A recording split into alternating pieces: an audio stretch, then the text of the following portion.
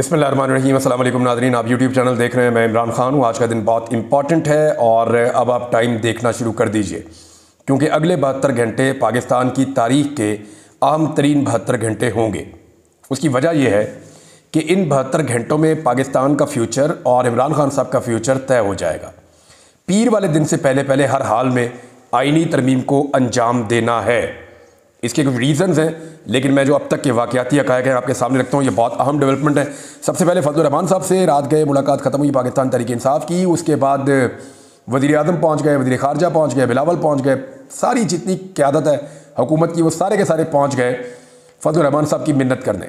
मामला ये हुआ कि कल शाम को एक खबर आई कि फजलुर रहमान साहब के एक सेनेटर को लापता कर दिया गया है, उन्हें अगवा कर लिया गया है।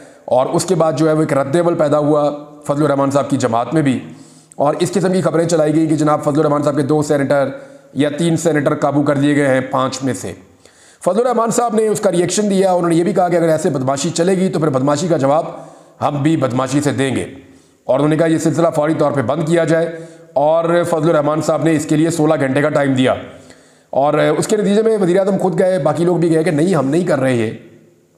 लेकिन जो भी ये कर रहे हैं वो कर तो इसी आइनी तरमीम के लिए रहे हैं। अब अगर फजलुर रहमान साहब के बंदे उठाकर आइनी तरमीम करनी है तो फजलुर रहमान साहब के पास एक मखसूस किस्म की स्ट्रीट पार है। वो मदारिस के तलबा भी हैं, उनके पास अपना एक क्राउड भी है। तो फजलुर रहमान साहब जब उस क्राउड को बाहर निकालेंगे तो एक नई मुसीबत बन जाएगी, क्योंकि पाकिस्तान तहरीक इंसाफ तो पहले ही सड़कों पर आने के लिए पर तोड़ रही है। और फजलुर रहमान साहब ने अपने लोगों से पहली मरतबा तारीख में हलफ भी लिया है कि जब मैं कहूँगा तो निकलना और फिर इनको नहीं छोड़ना। तो ये फजलुर रहमान साहब ने हुकूमत को एक्चुअली बताया कि अगर आपने तरमीम करनी है तो मेरे ज़रिए से करनी है। मेरे 5 सेनेटर्स के और 8 MNAs के अगर आपको वोट्स चाहिए तो वो आपने मेरे ज़रिए से लेने हैं। अगर आप मेरी मर्ज़ी के ख़िलाफ़ ज़बरदस्ती मेरे लोगों के वोट लेंगे, यानी उनके पास टोटल 13 वोट हैं सेनेट के और कौमी असम्बली के मिला के, अगर मेरे बंदे तोड़ के आप ज़बरदस्ती वोट लेंगे तो मैं उसका रद्द-ए-अमल सड़कों पर दूंगा। ये है जनाब फजलुर रहमान साहब।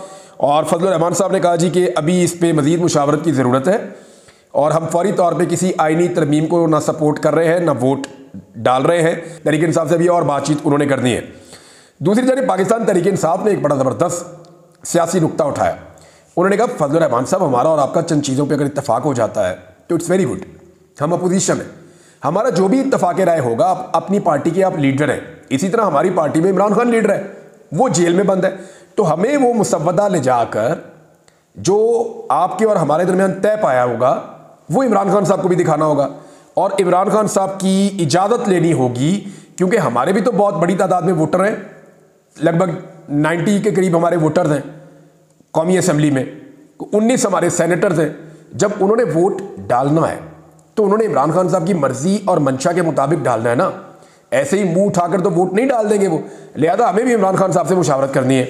अब ये मामला आगे जाके एक मसला बन जाएगा। कैसे बन जाएगा? क्योंकि इमरान खान साहब से मुलाकातें बंद की हुई हैं, और आज का दिन आखिरी दिन है कि इमरान खान साहब से मुलाकात ना करने दी जाए। कल इमरान खान साहब का केस लगेगा दोबारा, वहाँ पे सहाफ़ी भी जाएंगे, इमरान खान साहब को बात करने का मौका मिलेगा। नंबर 1, इस बात को आप ज़हन में रखें। नंबर 2, हो सकता है कि इमरान खान साहब को इन 2 दिनों तक भी मिलने ना दिया जाए, यानी वो केस ना लगाया जाए कोई बहाना करके जी कॉज लिस्ट कैंसिल हो गई है, जज साहब ने आना था, कोई प्रॉब्लम हो गया, वो नहीं आ सकते। मुमकिन है कि उनको उनकी फैमिली से भी ना मिलने दिया जाए, अगले दिन एतवार है। तो हर हालत में हुकूमत की कोशिश है कि एतवार तक आइनी तरमीम कर लें। लेकिन फजलुर रहमान साहब एतवार तक, जब तक इमरान खान साहब से मुलाकात नहीं होगी पाकिस्तान तहरीक इंसाफ की, फजलुर रहमान तब तक वोट नहीं डाल सकते। इसलिए कि पाकिस्तान तहरीक इंसाफ ने और फजलुर रहमान साहब ने मिलकर मुसव्वदा बनाया, और वहाँ पर इमरान खान साहब को दिखाना ज़रूरी है, उसूली बात है। तो फजलुर रहमान साहब वोट भी नहीं डाल सकते, और वो नहीं चाहेंगे कि उनके लोग वोट डालें, इससे एक नई मुश्किल पैदा हो जाएगी। बहरहाल फजलुर रहमान साहब को काबू करने के लिए या उनके साथ मुशावरत करने के लिए जिन नामों को आपको हमेशा याद रखना पड़ेगा, उनमें असद कैसर साहब, जब सारे तनकीद करते थे कि क्यों जाते हैं फजलुर रहमान से, क्यों बातें करते हैं, तो असद कैसर साहब ने फजलुर रहमान साहब का दरवाज़ा मल कर रखा। 2 लोग हैं जो बहुत ज़्यादा गए हैं, एक असद कैसर साहब है, एक अखुंज़ादा यूसुफ ज़ई साहब है। इन्होंने बड़ी मेहनत की है फजलुर रहमान साहब के ऊपर। सलमान अकरम राजा साहब ने कानूनी नुक्ता नज़र से बड़ी मेहनत की है। फिर बैरिस्टर गौहर और उमर अयूब का अपनी जगह पे एक है, लेकिन एक किरदार जिसको आपको याद रखना होगा, जिन्होंने पहली मरतबा आइनी तरमीम को रोकने में फजलुर रहमान साहब को बड़े टेक्निकल तरीके से हैंडल किया था और उनके साथ मामलात को तय किया था, वो साहबजादा हामिद रज़ा है। इनका भी इसमें एक बड़ा इंपॉर्टेंट किरदार था। तो अब सूरत हाल ये है कि आईनी तरमीम के लिए आज ही कोशिश की जाएगी। अब तक की जो इतलात है उनके मुताबिक कि कैबिनेट भी बैठे, उसके बाद सेनेट के अंदर आईनी तरमीम पेश की जाए, क्योंकि इरफान सिद्दीकी ने कहा कि आज पेश कर देंगे। तो अगर पेश करते हैं तो नंबर कैसे पूरे करेंगे? हुकूमत के पास 58 सेनेटर थे अपने, इनमें से एक हुकूमत का सेनेटर मैंने आपको बताया कि वो तकरीबन 80% कन्फर्म है कि वो वोट नहीं डाल रहा, 57 रह गए। अब इन्हें चाहिए 7 मजीद सेनेटर।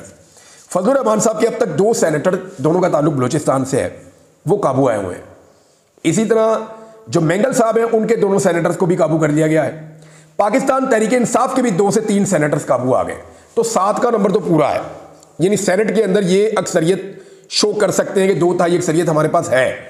लेकिन एक खतरा फिर भी मौजूद है कि जिन लोगों को दबाव के साथ तोड़ा गया है, क्या वो सेनेट में जाकर खड़े रहेंगे? कोई भी खड़ा नहीं रहेगा। जिसको दबाव के साथ तोड़ा ना, याद रखिएगा, दबाव में आकर कोई शख्स वोट नहीं डालेगा। ये पाकिस्तान का सबसे बड़ा ऐवान है, ये सबसे तगड़े लोग हैं पाकिस्तान के।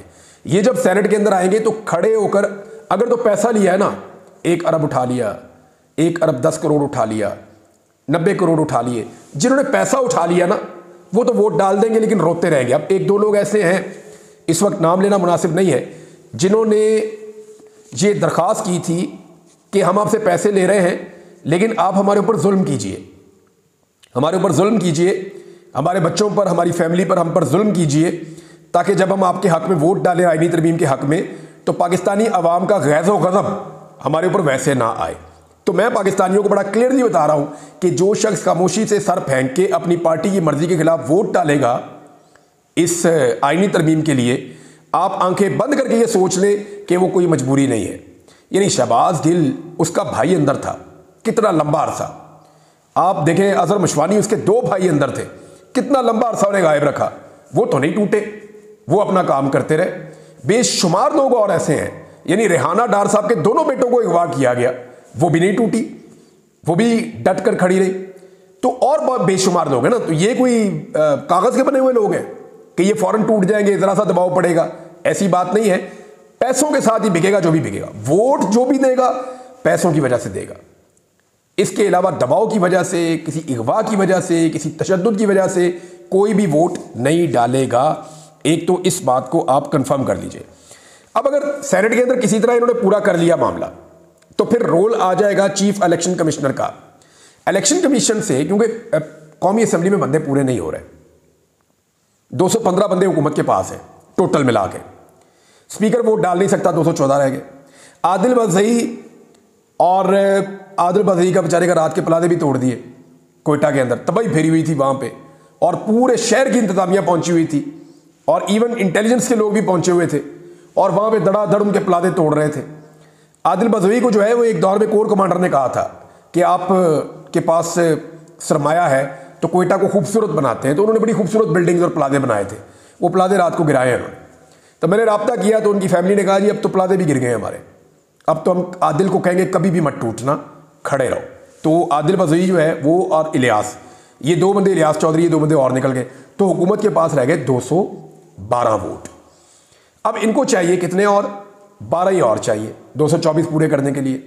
3 पीटीआई के पक्के टूटे हुए, उस्मान चौधरी, ज़हूर कुरैशी और औरंगज़ेब खिच्ची, इन तीनों के बारे में कहा जा रहा है टूट गए, तो ये हो जाते हैं 215। फजलुर रहमान साहब के 2 जो टूट गए उनको मिला लें तो ये 217 हो जाते हैं। अब 7 बंदे और कहां से तोड़ेंगे? और फजलुर रहमान साहब तो नाक में दम कर देंगे अगर उनके बंदों को ऐसे तोड़ा गया तो ये जो है 7 बंदे और तोड़ना ये तकरीबन नामुमकिन नजर आ रहा है। रियाज फतेहाना साहब की एहलिया ने जो स्टेटमेंट दिया उसके बाद वो भी नहीं लगता। साहबजादा अमीर सुल्तान जो है उनके बारे में लोग कहते हैं, लेकिन अभी तक तो वो लोग कह रहे हैं हम खड़े, तो कहां से तोड़ेंगे बंदे? ये बहुत मुश्किल लगता है कि बंदे टूटेंगे और पूरे किए जाएंगे। हाँ, लेकिन ये ज़रूर है कि कुछ लोगों ने पैसा लेकर हामी भरी हुई है कि जनाब हम वोट डालेंगे, हो सकता है कि 2-3 नंबर ऊपर नीचे हो जाए। अगर ये 224 पूरे होते तो आप मेरी बात लिख कर लीजिए, अगर ये 224 पूरे होते तो रात को आदिल बज़ई का प्लादा ना गिर रहा होता। अगर ये 224 पूरे होते तो जबर और फस्तायत जो हो रही है ये ना हो रही होती। तो 224 जनाब पूरे नहीं हो रहे। अब कैसे पूरे होंगे? हो सकता है कि इलेक्शन कमीशन जो है उसको मजबूर कर दिया जाए कि एक अजीबोगरीब खेल खेल दे, यानी इलेक्शन कमीशन मखसूस नशस्तों का एक हिस्सा वापस हुकूमत को देकर उन्हें 2 तिहाई अक्सरियत दे दे और उसके बाद वो फौरी तौर पे कौमी असम्बली से पास करवा के तरमीम और फिर मजबूती के साथ बैठ जाएं कि जनाब अब तो हमारे हाथ में हर चीज़। लेकिन ये भी नहीं हो सकता। अगर इलेक्शन कमीशन ने ये किया तो पीर वाले दिन, सोमवार वाले दिन ये तरमीम कलअदम हो जाएगी। वो कैसे होगी मैं आपको बताता हूं। इलेक्शन कमीशन ने अभी दोबारा सुप्रीम कोर्ट ऑफ पाकिस्तान से रुजू किया हुआ है कि जनाब इस फैसले के ऊपर अमल दरामद करना है, तो ये तो मामला सब जुडिस है। जो मामला सब जुडिस है यानी अभी तक वो मामला अदालत के अंदर ज़ेरे समाअत है। ऐसे मामले के ऊपर इलेक्शन कमीशन ऑफ पाकिस्तान खुद से कोई भी फैसला नहीं कर सकता। ये मखसूस नशिस्तें वो नहीं दे सकता हुकूमत को। अगर देगा और इसके ऊपर वोट लेगा और इससे आईनी तरमीम करवाएगा तो फिर आईनी तरमीम भी कलअदम हो जाएगी, कोई उसका फायदा नहीं होगा। मैं आपको ये फिर बता रहा हूं कि इस तरह ये आईनी तरमीम दोबारा से कलअदम हो जाएगी। इलेक्शन कमीशन को लालच ये है कि इस तरमीम के अंदर उनको भी एक्सटेंशन मिल रही है। इलेक्शन कमीशन को उनके अरकान को एक्सटेंशन मिल सकती है। फिर इसमें एक चीज़ और भी है बड़ी हसास, जो मुझे कल पता चली और आसमा शरादी साहिबा के शो के अंदर ये डिस्कस हुई कि आर्मी चीफ की एक्सटेंशन और उनकी बर्खास्तगी, यानी एक आर्मी चीफ को एक्सटेंशन देने का इख्तियार या उनको ओहदे से हटाने का इख्तियार, ये वज़ीर आज़म से चला जाएगा, एक कमेटी को मिल जाएगा। यानी वज़ीर आज़म के पास ये जो एक इख्तियार है, एक ताकत है कि वो आर्मी चीफ को एक्सटेंशन दे सकते हैं या उनके ओहदे से उनको हटा सकते हैं। ये इख्तियार वज़ीर आज़म से हटकर एक कमेटी के पास चला जाएगा। तो ये भी एक है जनाब, और इसको चैलेंज नहीं किया जा सकेगा। कुछ बहुत सारी इसमें और भी कॉम्प्लिकेशंस हैं। बहरहाल अभी जो सिचुएशन है उसके अंदर मैं आपको ये बता देता हूँ कि नंबर पूरे नहीं हुए, ना सेनेट में ना कौमी असम्बली में। अगर सेनेट में नंबर पूरे किए गए तो मौलाना साहब की पार्टी की जानिब से एक एहतजाज का सिलसिला शुरू हो जाएगा और पाकिस्तान तहरीक-ए-इंसाफ ने ऑलरेडी आज के दिन के लिए एहतजाज की कॉल दी हुई है। आज पाकिस्तान तहरीक-ए-इंसाफ का एक इम्तिहान भी है और ये एक बड़ा इम्तिहान है। देखिए ना, ये कैसे पॉसिबल है कि इतनी लंबी जिद्दोजहद एक पॉलिटिकल पार्टी ने की है, वो बिल्कुल आकर आखिरी 4 बॉलों का जो खेल रह गया वहां पे वो अपनी दिलचस्पी छोड़ दें। अब पाकिस्तान तहरीक-ए-इंसाफ को भी अपना पूरा जोर दिखाना होगा। यानी तहरीक-ए-इंसाफ को जो मुल्क गिर एहतजाज की उन्होंने कॉल दी है, इसको साबित करना पड़ेगा कि वाकई में ये मुल्क गिर एहतजाज हो रहा है। पूरे पाकिस्तान में लोग निकल रहे हैं और पूरे पाकिस्तान के लोग जो है वो जोर लगा रहे हैं इस आईनी तरमीम को रोकने के लिए। वकला को भी शो करना पड़ेगा। देखिए, ये पीर तक क्यों करना है मैं आपको ये बताता हूँ। पीर से पहले करना है। वजह यह है कि वो 8 जजेस जिन्होंने फुल कोर्ट का फैसला दिया हुआ है, उन 8 में से 3 जजेस को कादी फायद ईसा साहब ने जो है वो कराची भिजवा दिया था वहाँ केसेस के लिए। तो वो इस हफ्ता कराची में रहे हैं। इसी तरह जो जस्टिस मुनीब अख्तर साहब हैं वो छुट्टी पे गए हुए हैं। तो पीर वाले दिन ये 8 के 8 जजेस वापस आ जाएंगे। तो इस तरह ये 8 जजेस मौजूद होंगे। अब 3 सीनियर कानूनदान हैं जिनमें अली जफर हैं, एतजाज एहसन है, मुनीर मलिक हैं। ये कह रहे हैं कि जजेस अब अदालत लगाएं, बहुत हो गया है। यानी वो ये कहते हैं कि जजेस के बाद ये इख्तियार होता है कि जजेस इकट्ठे होकर बैठ जाएं और बैठकर फैसला कर दें।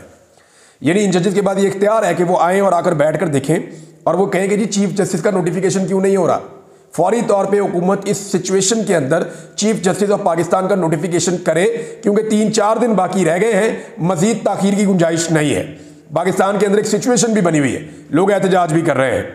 और दूसरा यह है कि सुप्रीम कोर्ट ऑफ पाकिस्तान का फुल कोर्ट का एक फैसला है, उसके ऊपर अमल दरामद क्यों नहीं हुआ। और ये जजेस आज खुद अदालत लगा सकते हैं, अदालत में आकर बैठ सकते हैं। ये पाकिस्तान के जो टॉप के दिमाग हैं, जो कानून को और आइन को जानते हैं, वो ये बात कह रहे हैं। इससे पहले भी हो चुका है कि जजेस इकट्ठे होकर बैठे और उन्होंने अपना चीफ जस्टिस फारिग कर दिया। तो हो सकता है जजेस यहां पे कोई अहम फैसला करें, तो मंडे से पहले कोशिश की जा रही है। इससे पहले कि सारे जज पीर वाले दिन इकट्ठे हो जाएं सुप्रीम कोर्ट ऑफ पाकिस्तान में, तो कोशिश की जा रही है कि पीर से पहले जो भी खेल खेलना है वो खेल खेल लिया जाए। अच्छा, इसमें यह भी याद रखिएगा कि इलेक्शन कमीशन ने खुद सुप्रीम कोर्ट से रुजू किया हुआ है। अब इलेक्शन कमीशन ने खुद जब सुप्रीम कोर्ट से पूछा हुआ है, तो फिर सुप्रीम कोर्ट ऑफ पाकिस्तान में यह मामला ज़ेरे समाअत है।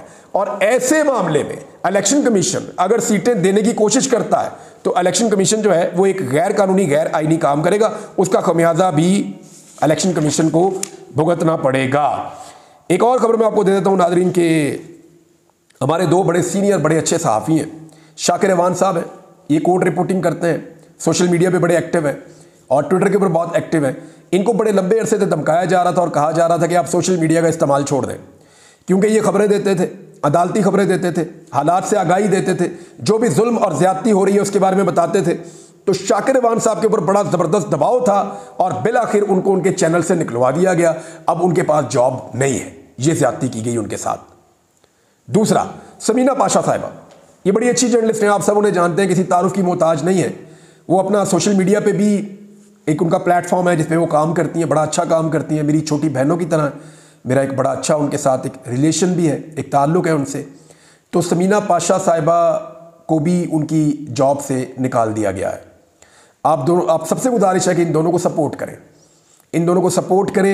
ये लोग सोशल मीडिया पे अपना काम करते हैं, इनके काम को सराहें, इनकी हौसला अफजाई करें ताकि ये आगे बढ़ सकें। हुकूमत तो निशाने इबरत बनाने की कोशिश कर रही है। देखें, 2 साल से मेरे पास नौकरी नहीं है, कोई मुझे नौकरी नहीं देता, और नौकरी क्या देता, मुझे तो किसी टीवी चैनल पे बैठ के किसी टॉक शो में बात भी नहीं करने देता। मेरे लिए तो सारे दरवाजे बंद किए हुए हैं।